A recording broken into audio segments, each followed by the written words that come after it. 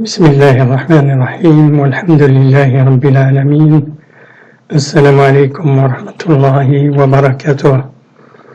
Nous avons parlé dans la vidéo précédente des voyelles courtes et des voyelles longues, le tanwin et les signes supplémentaires ainsi que les lettres solaires et les lettres lunaires.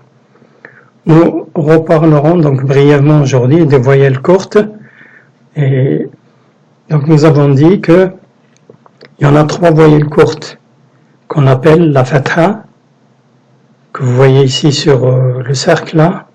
Nous avons évoqué aussi que le cercle donc représente une lettre cachée, et la kasra, comme vous voyez, et la dhamma. Voilà. Donc, et ces voyelles courtes, quand elles sont associées, ou bien on les lit à une lettre, donc ça nous donne un son. Par exemple, ici, si je vais à la lettre, donc si je tape al-harf ba, la lettre ba, donc j'ai le son avec la voyelle courte qui est la fatha, donc ça va nous donner ba.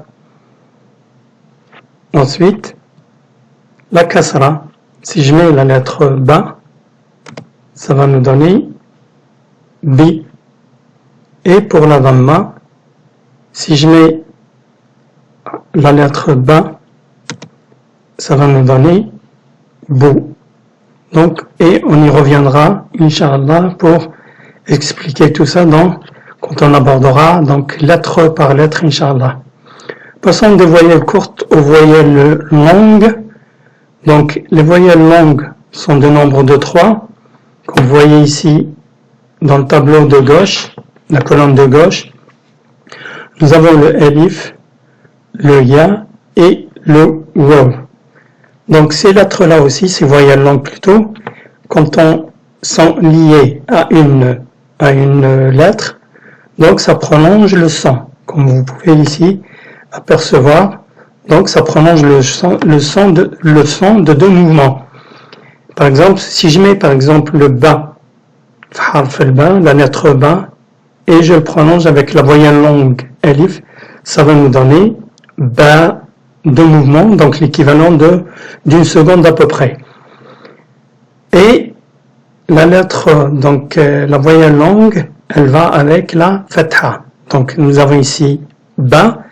Quand on met, donc ici, avant, si je mets la lettre ba, ça va nous donner ba avec la kasra, donc ça va avec le ya. Donc si je mets ba ici, ça va nous donner bi. Et si je mets ba avant le waw, ça va prolonger le son b, le son ba avec le waw, ça va nous donner bou. Je relis donc ba, bi, bou. Voyelle courte, voyelle longue, ba, bi, bou. Donc ça prolonge ça prolonge la lettre qu'on place avant la voyelle longue.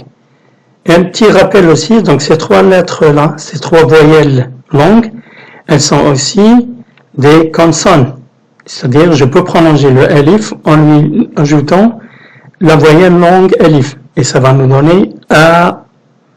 Le ya, pareil, avec la consonne ya. Donc, quand on lui lit la voyelle longue ya, ça va nous donner le son yi.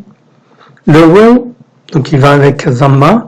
Si je mets par exemple waw avant avec zamma plus le waw, la voyelle longue, ça va nous donner le son wou. On y reviendra, Inch'Allah. Passons maintenant au tableau représentant le tanwin. Le tanwin, c'est la lettre qui comporte 2 fathatan. Et ça va nous donner le son an. Par exemple, si je mets ba ici, ça va nous donner le son ben. Donc il va avec les fatha. Donc fatha, fathatan 2.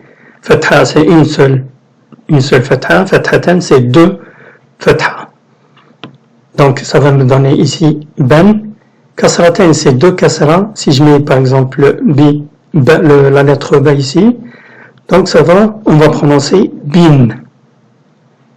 Et dhammatan, dhamma plus une dhamma, ça veut dire qu'il y a 2 dhammat. Donc si je mets par exemple bou, et si je mets 2 dhammat, ça va me donner le son bun.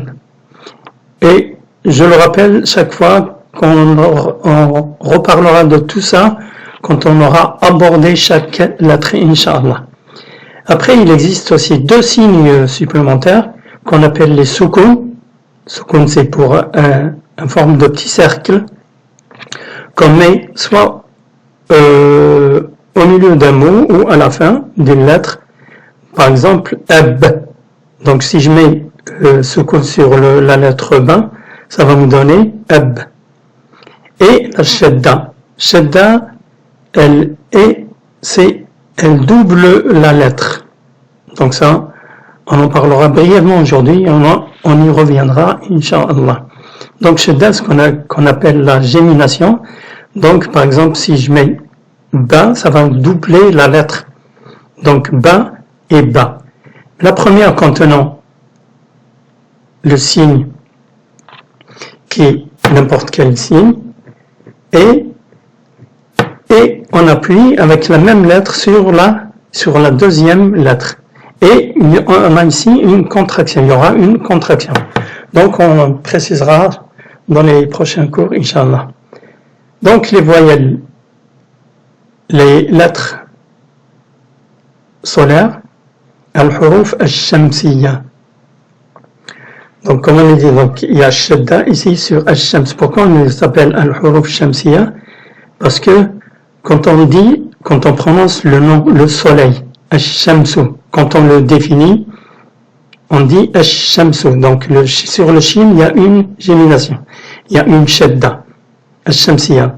Donc, par exemple, le ta, tha, dal, dal, ra, toutes ces lettres-là sont des lettres solaires. Et les lettres lunaires, donc c'est les lettres qui commencent, quand on les détermine, ça va nous donner donc sans gémination. Par exemple, je dis al-babu, il n'y a pas de gémination. Donc c'est comme, donc le huruf qamariya, c'est comme on appelle al-qamar. Comme on dit al-qamar, il n'y a pas de gémination, il n'y a pas de shadda sur le qaf. Par contre, ash-shamsu, donc il y a une gémination ici sur le shin, il y a ash-shadda. Donc huruf al-qamariya, il n'y a pas de gémination, il n'y a pas de shadda. Et dans les huruf al-shamsiyya, il y a une gémination quand on commence, ou bien quand on détermine un nom avec l'article défini al. Donc on va s'arrêter aujourd'hui là, et puis nous continuerons dans la prochaine vidéo, Inch'Allah. D'ici là, je vous dis Assalamu alaikum wa rahmatullahi wa barakatuh et à très bientôt.